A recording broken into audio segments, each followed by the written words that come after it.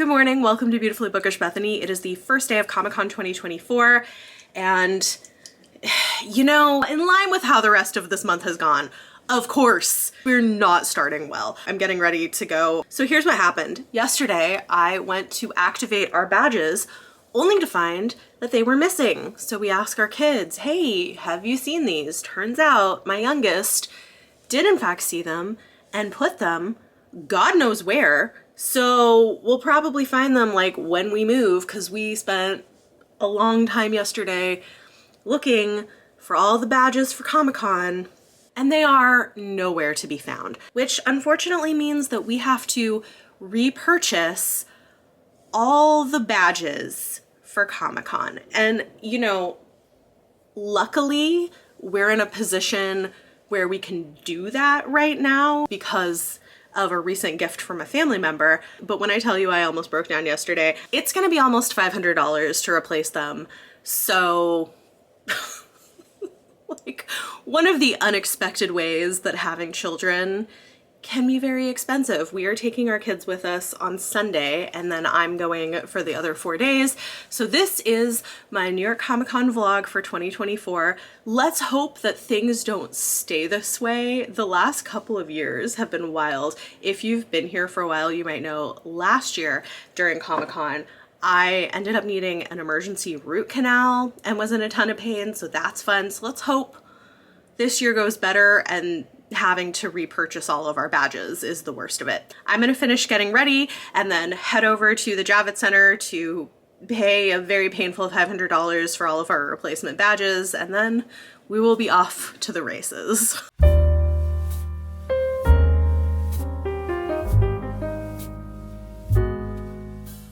Here's my outfit for day one. I mostly went with kind of casual closet cosplays except for one day. We had a long line in the will call line, although I did actually meet an author, which was kind of funny. You'll see him later, but we made it. We bought the tickets, and thankfully that really was the main thing that went wrong this weekend. As you will see, we had a great time. I went and checked out all the publishing booths as per usual. I'm a book girl. I was here mostly for the books, but we also got some really amazing panels, some book related, some, you know, other pop culture adjacent things, but it was such a good time. It's always busy and I'm exhausted and need a day to do absolutely nothing after it's over.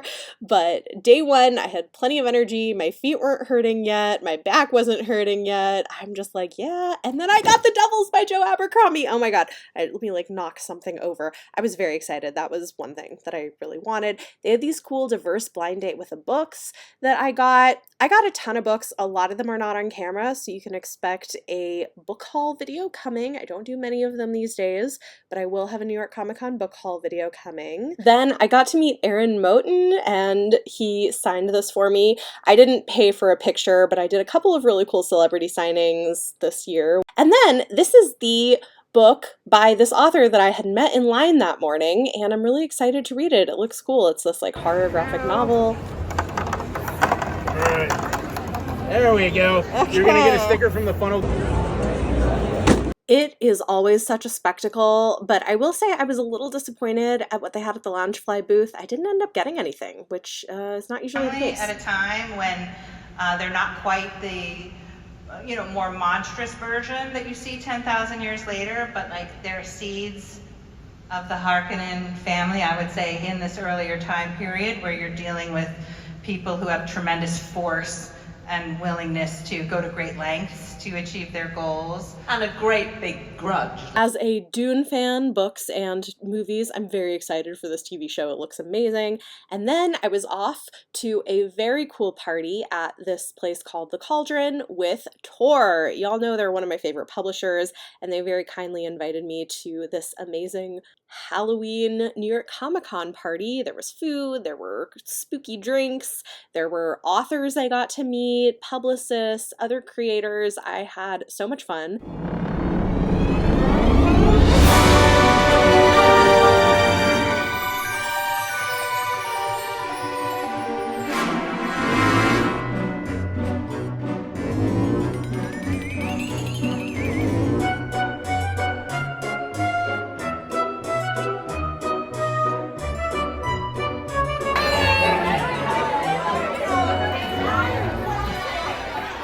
morning.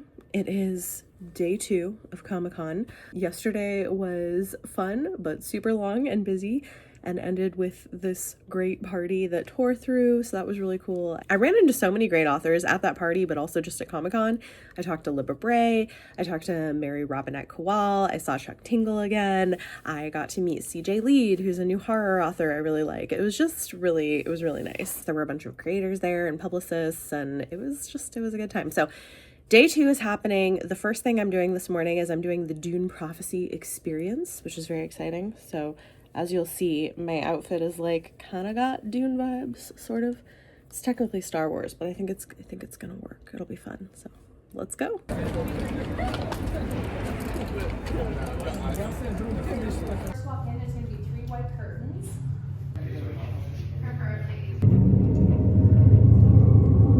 True power begins with control, but first you must relinquish it in order to be rewarded.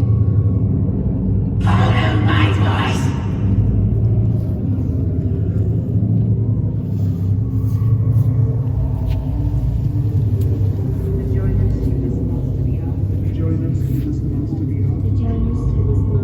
One of us will tell the truth, and the other will lie.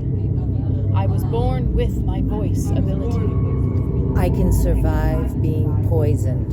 Point to the light.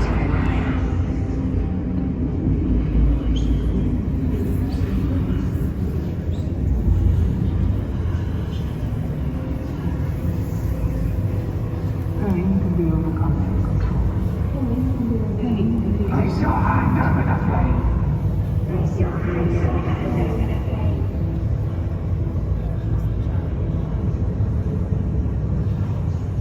You have passed the challenge. Break through the darkness of your mind. Straight ahead. Follow the light.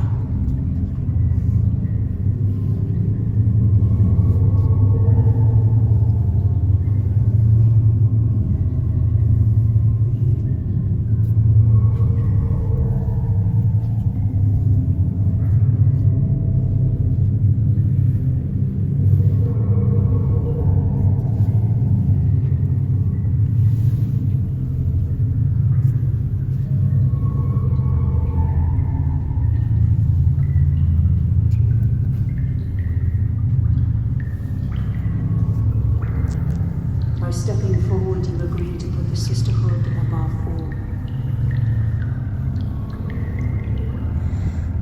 Join the circle.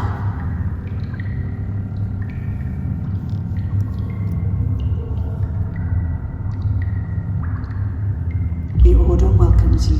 Your reward awaits.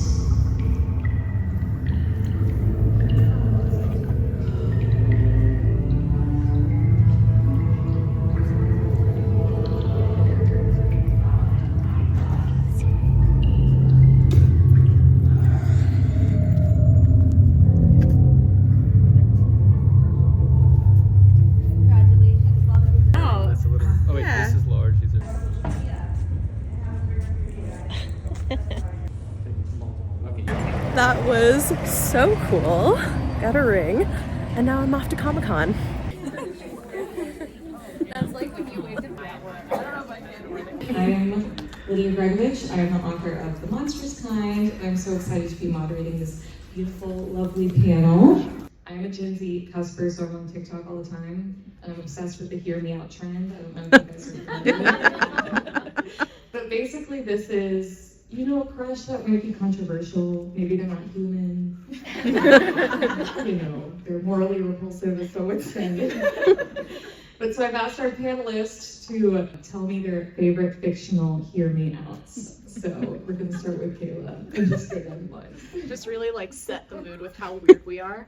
Not deep cut, Shrek. I think that he's family, he's funny. I think he is honestly, he's got a little something going for him. Deeper cut, if anyone is a fan of Baldur's Gate, I was really into Karniss, who is the like Drider half spider dude who has like a bunch of spare eyes like going down one side of his face, and it was like, he's evil, we just kill him for a side quest. I'm like, I think he's kind of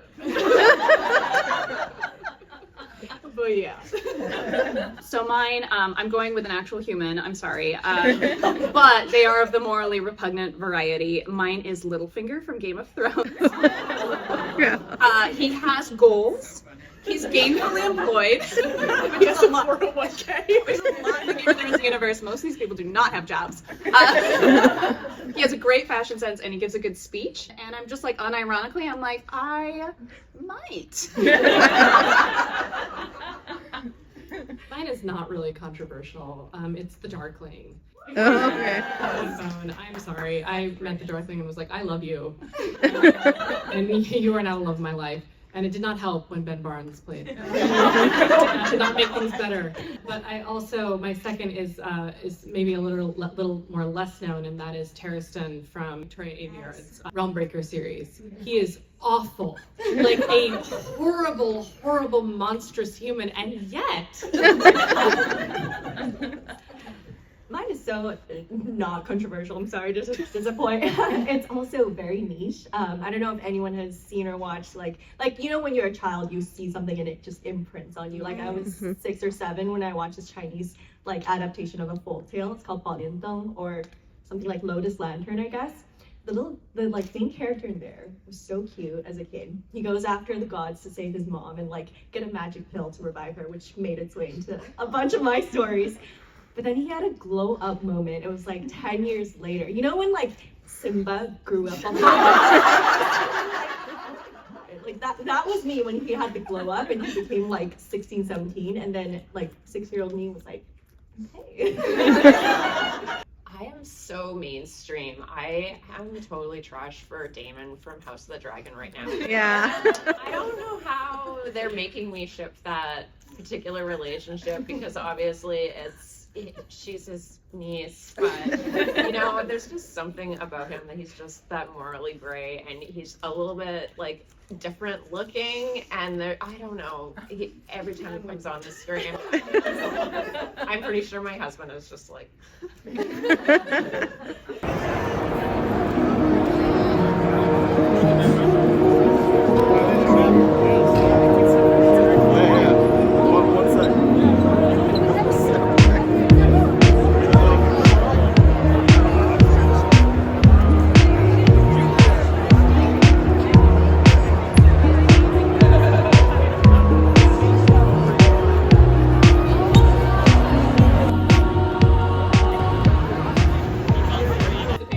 a lot. So I'll start out with the pairing of tropes, but after that, I'm going to rely on you guys to come up with tropes. And each team will get one. They will have about 90 seconds to convince you why theirs is better than the other team's. I'll allow short rebuttals, but I have warned them I will snatch their mics. I reserve that right. It's heavy. Yeah. And Danielle and Betty won the pre-game rock, paper, scissors to decide what trope they want. We need a moment to deliberate. And we start.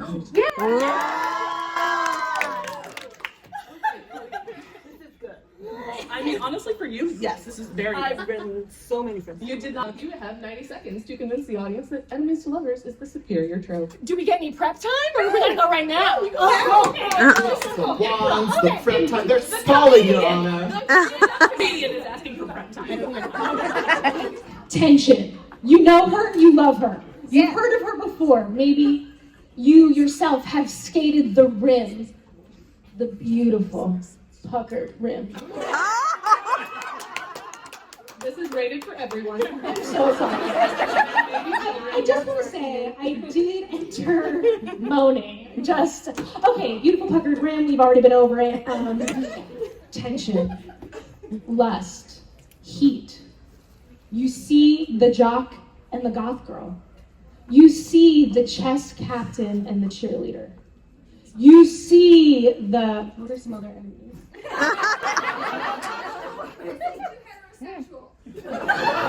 Cheerleader and the cheerleader. The cheerleader and the chess woman. You see them, you say, never work. Would never work, not in my cafeteria. I'm sorry, what was that? Needs more gay.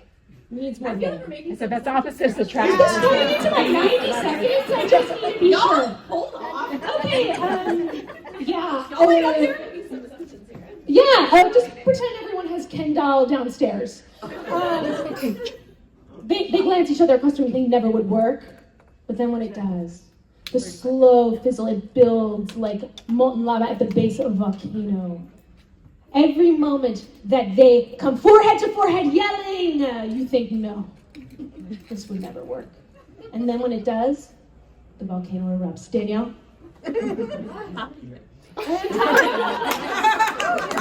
She's got wands, that's what Of course. I would like to address probably what my opponent At time. I did get heckled. Thank you. I did get heckled. Ryan and JC, why is friends to lovers the superior trope? Oh, we'd love to talk about it. Shall I? Go for it. Pining. Michael Tropes. He falls first. Only one bed works the best in a friends to lovers situation. They're gonna go on a road trip. They go to a hotel. What happens? Only one bed. Oh, she's just flustered because it's so hot. And I want to say, you're like jock versus goth, but what'd you say, the local chess woman? I said chess king and then, Local chess woman, yeah, we all heard it. She's global. Shakira. All right. You don't have to be enemies with those people. My friends, we are diverse, we are queer, we are all kissing all the time. Psychically. Like somewhere in that audience. And the taking a friend into the territory of like lover, like that is a red hot line that you spend your entire life preening and fawning over, making sure you don't cross it. So the moment when you suddenly do, I think that is where the real magic is. Can I? It's gonna be the. Oh my god! Tug. Yes. Okay, rebuttals, but we have 30 seconds for rebuttals between the two of you. List people. Han Solo and Princess Leia, Edward and Bella. Help me, other couples. My book, actually, this book is Enemies to Lovers. But it's really interesting because they're both enemies and they're also friends, and at one point they're rivals because she's a musician and he's a musician, and that can get really complicated with teenagers, and then they meet again 10 years later. So I think it's all to say someone can feel like an enemy and they can feel like they're on the other side of the world, but ultimately, you're just projecting your own insecurities onto that person, and really they're closer to you than anyone in your family. He wants me to snatch the mic every time. 30 seconds if you have rebuttals. I too have written books. We should be probably talking about our own book. Okay, good. Great. Well, Okay. I read YA, so. So I wrote a romantasy called Ninetail. It's about a sword-wielding, reluctant heroine who's a nine-tailed fox, and her love interest is an old friend. So do we cross the line? Do we not cross the line? They cross the line. And time. And now it is up to you, dear friends of the audience. Is the superior trope based on these arguments? Enemies to lovers? Or is it friends to lovers? This is a rarity. Friends to lovers win. Now get your notes app ready. You will not want to miss what we are picking up. And I'm up first introducing one of my favorite novellas of the year, and this is The Dead Cattails Assassins by P. Djeli Clark. Over the course of one night, we are transported into a world of gods and assassins. What if you woke up always tired, with random bumps and bruises, and no doctor could give you an answer? And what if one night you fell asleep with a chronometer on and discovered you had walked 40,000 steps in the night?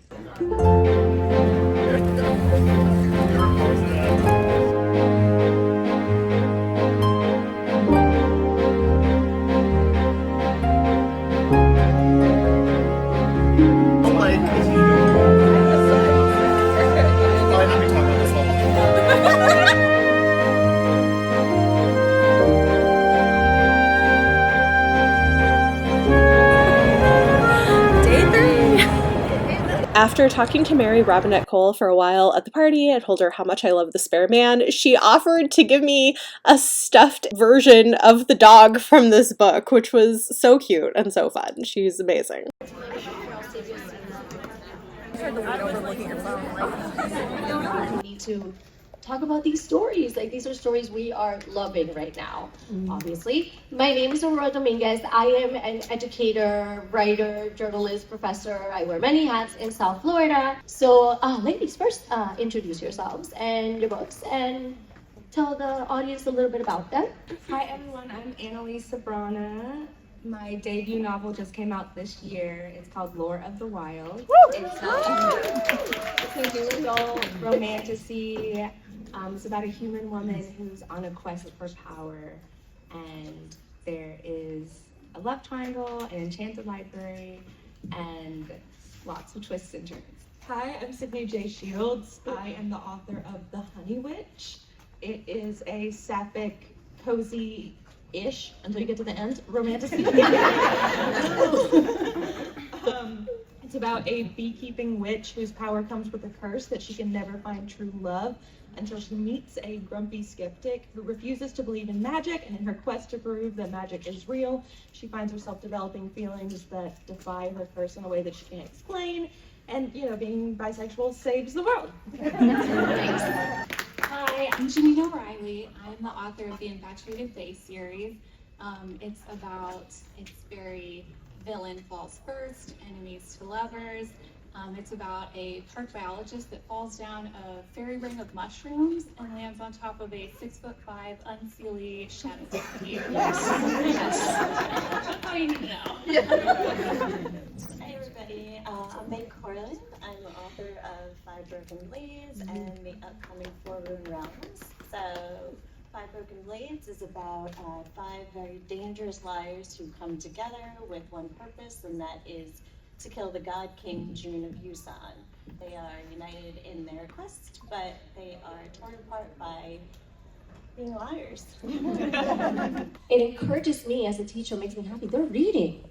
They're reading. So besides the whole social media aspect, why do you feel this is a movement, a literary movement that's taking off, where people are feeling comfortable and happy reading something that might be considered, a little guilty pleasure? No, it's not. It's something fun, right? So why do you feel this is finally happening? To me, whenever I am setting out to build a world, I think romance is integral to it. I feel disconnected from a world when I don't know how people love and what that love costs. And so it feels like we're seeing a deeper level of these types of interesting and fantastical worlds, and we're getting to know them on an emotional level that we haven't really seen before. And they're really easy to connect to and find yourself in it, because like everybody knows what love feels like in some way.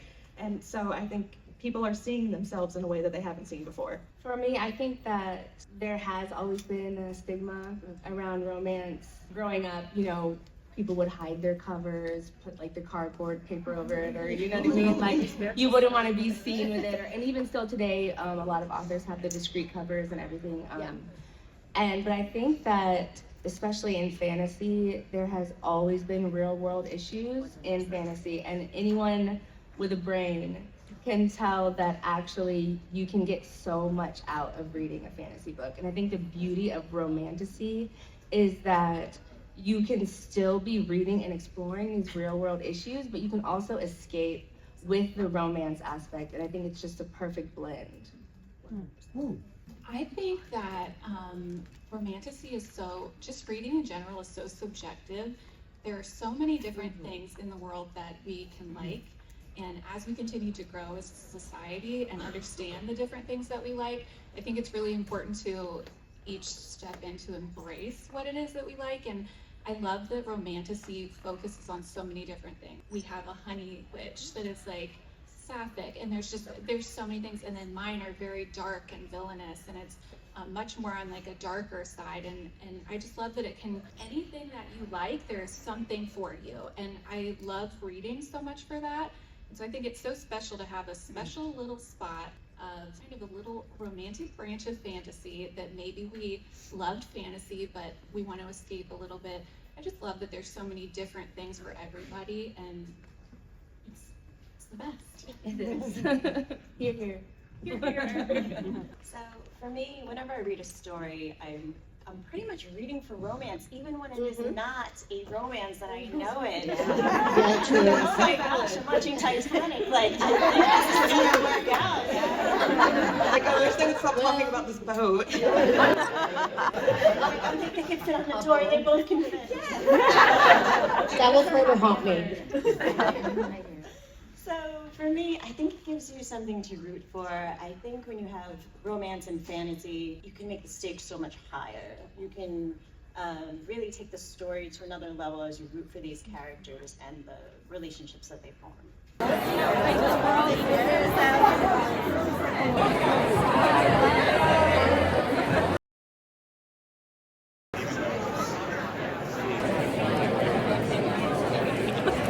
After 3 hours in line, I finally got to meet Matt Smith, and he signed the outside of my Daemon Targaryen Funko Pop from House of the Dragon for me, which was fun. This line was like 20 minutes, but it was also really cool to get to talk to Aaron Moten. He does a great job. If you haven't seen Fallout, it's amazing. Highly recommend. Woo, that was cool. Wonderful panelists as narrators.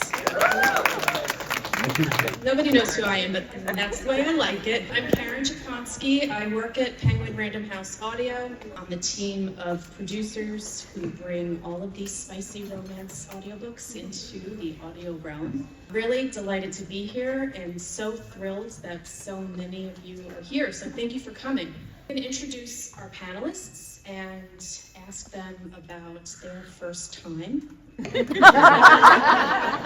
narrating a spicy audiobook. Andrew Iden has been narrating audiobooks since 2012. Many of you may know him as Teddy Hamilton. And he is an eclectic storyteller and a broadly talented actor. He's worked in every possible genre of audiobooks, from Disney, children's books like Frozen, to Jack Kerouac. He has narrated over 1,000 audiobooks, many of them performed under his romance/erotica pseudonym, Teddy Hamilton. Andrew, very quickly, tell us, what was your first time narrating a really spicy audiobook? Narrating on. Yeah. My first time I was asked to do it, I was used to doing like YA, like children's books. So like they wrote it down like this, right? No, it was a really sweet little story about a young man who, it's called Darren's Guitar Chronicles by Celia Tan. He's this kid who's kind of trying to figure out who he was in life, and he falls in love with his lead singer in his band, and there's a lot of drama around it with his father being. And then there was a lot of very spicy scenes. But it was a really good introduction to the genre, I think, for me, because as much as there was lots of spiciness to it, took a back seat to the story of this young guy. Yeah, that's what makes these stories successful, right? I mean, I think the whole history of the romance genre is listeners and readers identifying with these characters and what they're going through, and then the icing on the cake is all the spicy scenes. Brittany Presley is an actor and audiobook narrator based here in New York City. She's narrated over 600 audiobooks, won a bunch of Audiophile Earphones Awards and 2 Audio Awards. She also does a lot of work in national commercials and is a series regular on 2 Netflix animated series. Brittany, your pseudonym is? And what was your first audiobook? So some of it is, my tale is slightly similar, then it kind of diverges in that I also did a lot of YA. My intro to audiobooks was a lot of middle grade YA kind of thing, and I actually, we were talking about this earlier, was not really considered. I saw a lot of my friends and colleagues who seemed to have were working more steadily because they were doing romance, and no one would consider me for romance. They thought I sounded too childlike, I suppose. And then I got my first spicy, and which was spicy. I'll just say I looked up a lot of things, which really, at the time, Groupon was still a thing, and it really changed the kind of products I was. So I'll leave it at that. I have a lot of questions. We'll get to them later. Will, Dameron or Dameron? What is wrong with me? Dameron. Dameron. Yes. You may recognize Will from the male protagonist in many Danielle Steele novels. He looks very dapper today. Thank you, Will. I still don't pay my royalties. Will has narrated over 700 audiobooks, nearly half of which are in the genre of romance. He narrates many of his spiciest books under his pseudonym Jeremy York. I just love these names. He's a 3-time Voice Arts Award winner, multiple Earphones Award winner, and he has performed off-Broadway in nearly half of which are in the genre of romance. He lives in Atlanta with his wife, fellow narrator January Lavoie, who is also pretty well known. Yeah, well, did I just bring this? I've also co-narrated with her. I think maybe we got to talk about that. I also want to know, they have a dog named Sir Toby Belch, and just very quickly, how on earth did you come up with that name? January, can you all hear me okay? Yeah. January and I are both Shakespeare nerds, and we were adopting this puppy, and we went down a list of like, I don't know, let's try Shakespeare names, because no other names were working for him. And this is not a shameless social media plug, because I'm not that active on social media, but if you follow me on social media, you'll see pictures of him. He's a very dapper and goofy looking gentleman. And we just went down a list of Shakespeare names, and we both love 12th Nights. We landed on Sir Toby Belch. We were like, oh, that's perfect. And he belches a lot. And what was your first time narrating a very spicy audiobook? My first spicy book was probably under my pseudonym, Jeremy York. No, it was under my own name. And I remember it because it was, I recorded it at a studio in West Hollywood. And for whatever reason, I was cast as the male half of the male-female dual narration in this book. And I don't know why they did this, but they cast me as this male lead who was Australian. I'm not going to do an Australian accent for you right now. I'll really embarrass myself, because the reason I could only make it work for that recording was I walked into the studio, and the moment I walked in, I just spoke in an Australian accent for the entire recording session for the whole day. And I think it really annoyed my engineer. But it was the only way I could make it happen. So, and I forget what it was called, but that was my first one, probably 10 years ago. Okay, thank you. Kristen DiMercurio, good day. My Australian accent. I also can't do an Australian accent, so don't ask. We don't need to do any accent. Actually, I am working on the new Ali Hazelwood audiobook that's coming out, and the male lead is Swedish, so I gotta find. Can you guys do a Swedish accent? I don't know if they're gonna want to do this. I do like the Swedish chef. Yeah. This one's going against the Swedish chef with Molly.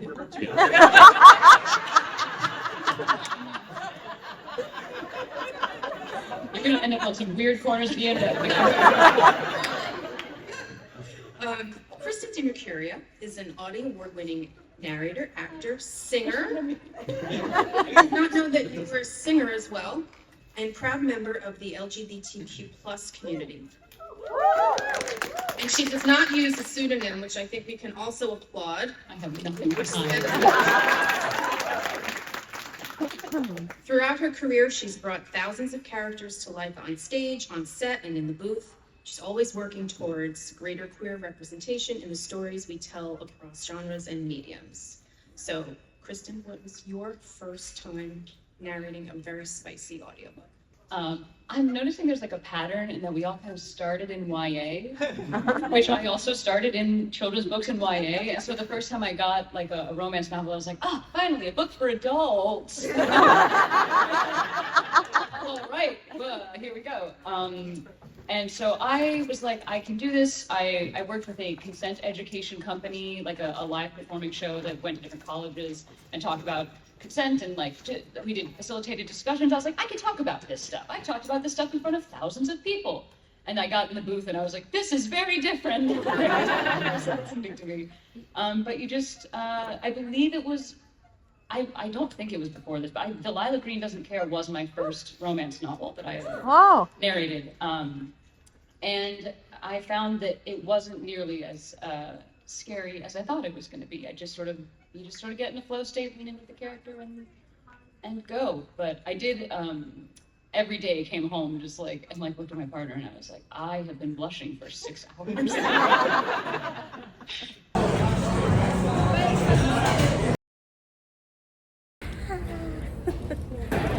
Day 4. We also have our pizza rack backpack. The host of the Happy, Sad, Confused podcast, Josh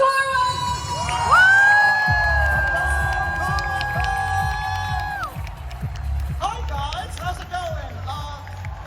Welcome, happy Sunday. Welcome to the Empire Stage. I feel like I live here, I never want to leave. Thank you for being here, guys. You ready for this? This is a big one. A lot of love in the room, and I know why, because we are going to celebrate 3 amazing actors from an extraordinary show, House of the Dragon. By the way, whether you know it or not, you're in the middle of my podcast right now. This is a live taping of Happy, Sad, Confused, so welcome. We are closing out Comic-Con in style by, again, celebrating this beloved show. I'm just going to bring them out because I have 1,000 questions and you want to hear from them, not me. So give a warm New York Comic-Con welcome to Fabian Frankel, to Tom Quinn Carney, and to the nerd god himself, Matt Smith, everybody. Come on. Coming out.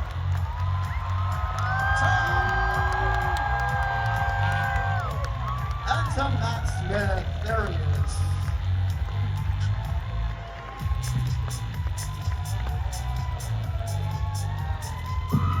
is. You encountered this world. No, I'd never seen Game of Thrones before. I didn't. Never seen it? Never seen it, no. But good show, you should check it out. It's good, yeah. I've heard of it. Yeah. I've heard of it. But to be fair, when we got the sides through and for the tape and the audition, there was nothing to indicate that it was the show that we were going to do. For me, it wasn't. It was dummy sides, so we weren't told, but it was going to be House of the Dragon. So it was like a similar character traits, but not specific. Yeah, there was a similar sort of tone to the language. It felt medieval. It felt sort of semi-classical, which was a massive draw to me. I thought it was theatre before people told me what it was. And then it became evident after that when we got on the Zoom call with Ryan and Miguel and the team and stuff, and they were telling me what it was all about. But other than that, I didn't know. So then I went and watched Game of Thrones. And I think I did the whole 8 seasons in 5 days. Yeah, just blasted through it. And how did that feel then, having now seen what they were capable of doing, the kind of extraordinary storytelling, now knowing, oh my gosh, I'm going to be continuing this story? Great. I mean, it's an amazing opportunity as an actor to be part of a show like this that has such a following, but also you're given so much time to be creative and be collaborative in the process of it as well. It's a gift. Yeah, it really is. Fabian, was your audition process somewhat similar? Yeah, I went for a character called Sir Clint, and I sort of thought it was a Western thing, but it was like an audition for this guy called Sir Clint. He sort of like seemed pretty bitter about some things. Nothing like the character, obviously. And then I didn't hear anything for about a year. They told me they were looking for more of a Jason Momoa type, which of course is me. Jason was busy. Jason was busy doing Aquaman, and then I finally heard back that they'd taken back their offer of a more Momoa type guy. They wanted a sort of someone who, I don't know, smaller than Jason. Like the rest of us, like every other human being on the planet. Yeah, exactly. Then I rocked up and made this Western shirt called House of the Dragon. There you go. Well, the rest is history. Matt, how did you encounter this at first? And was it an easy yes, or is there some soul searching of this kind of commitment? I always procrastinate over everything. What else to have? It's like let alone a big long job. So there was a lot of procrastination. But yeah, it was kind of similar to The Boys, really. You get a script, you go in, you're like, what is this? And I was always knew the character was quite cool. You know, I thought there was a sort of grey edge to him that was really interesting. I thought, oh, that might be quite nice to explore, and just nice to make a show that has sort of the scale and ambition of the show that we're trying to make. You know, it's good. I'd never done that really. Showing loads of money. By the time you got back on season 2, or what? Or not, apparently.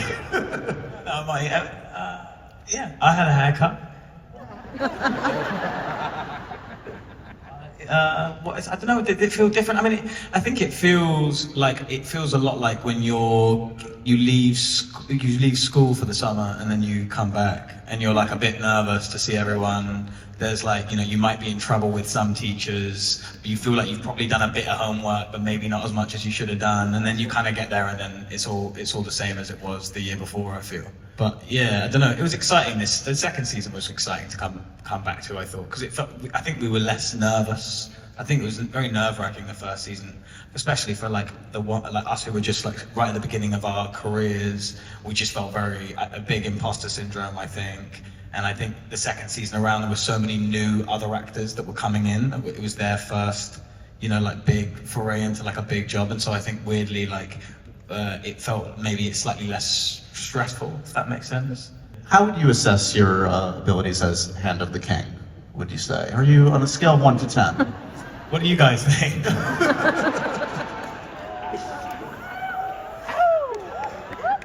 So one person claps. Thank you. Yes, how would I assess my abilities as Hand of the King? You know, I made some choices, definitely, you know. How would you assess my abilities as your hand? It's not my question, mate, that's your question. Tommy did choose. I think you should ask Tom about it, just because it was his choice, I think. Yeah, actually, it was great points. What are you thinking, man? Aegon is good at making rash decisions. Being very impulsive, and but also, you know, Kristen had proved himself to be somebody who took action, you know, sure. And didn't just talk about things, he did things, and you could see the proof of that. And I think Aegon needed somebody in his space that behaved in that way and didn't just discuss things and send ravens and write letters and all that shit. And he needed somebody to actually. He's gonna get shit done. He's gonna do something. He wanted to spill blood, not ink, you know. So there you go. Kristen Cole, everybody. There you go. I've also always been convinced that Damon and Kristen have had some sort of homoerotic tryst in union. Now we're getting somewhere. There was like they kind of hate each other, but they love each other. But they hate each other, but they love each other. It's like, if you watch closely, there's a lot of tension where it isn't written. Yeah. In the show. Yeah. Has this actually been discussed on set before a scene? Like, let's add this layer. What do you think? No. It just sort of happens. It's sort of like magic, isn't it? You can't deny it. It's just what it is. You know. You know, we're both in our armor. They both have sword. He likes one queen, I like another queen. Then I like one queen, then I like another. From, you know, I mean, to see all of the actors really through the process has been amazing. And we're so blessed with this amazing young cast of actors who are going to leave us all behind and go and do amazing things. Emma's extraordinary. Extraordinary, yeah. What's the most common conversation topic on set, totally unrelated to Have a Full Track? God, it's hot. I don't want to be here. Oh God, when is that? I've got such a massive headache from this fucking wig. Who could possibly say that though? Yeah. Or where's Reese Evans? After that panel, I met back up with the kids, we had some lunch, and we had lots of fun. And this year, the kids got to do the Padawan Jedi Training Academy, which was such a blast. They had such a good time. Check it out.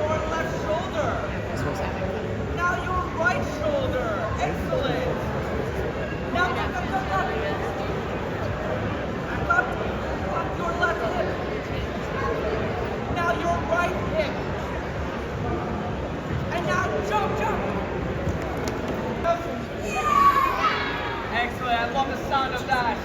Now prepare yourselves. You ready, Mandalorian? All right, shoulder. Now tuck, tuck, tuck. Whoa, look at those moves. Protect your left hip. Protect your right hip. Now jump.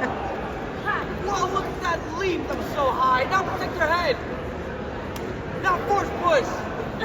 Aha, there's one ninja that's strong in the force. Now tuck, tuck, tuck, tuck. Whoa. Now protect your left hip. Now protect your right hip. Now jump. Whoa, look at that leap. Protect your head. Now force push. Whoa, that was a big one. And with that, Comic-Con 2024 is a wrap. It was exhausting, but so much fun. I met amazing people, met up with friends that I've known from years in the past, got to hang out with some incredible authors and creators, and got a lot of really good books. So very excited. Stay tuned for that book haul that will be coming. You got a couple little sneak peeks at some of the things that I ended up with, but I have like 2 very large stacks of books that came out of New York Comic Con, and I'm really excited to share. Such a fun time. If you get the chance to go, I do recommend it. But if it's your first time going to a big convention like this, I suggest Thursday because it is by far the least busy and most chill day, even though it's still not chill. It's just more chill. So hopefully this was fun and you enjoyed coming along with me to New York Comic Con this year. Talk to me in the comments down below. Let me know any of your thoughts. I would love to hear from you. And if you like this video, it always helps if you give it a thumbs up. Subscribe if you want to see more. Thank you so much for watching, and I'll see you next time.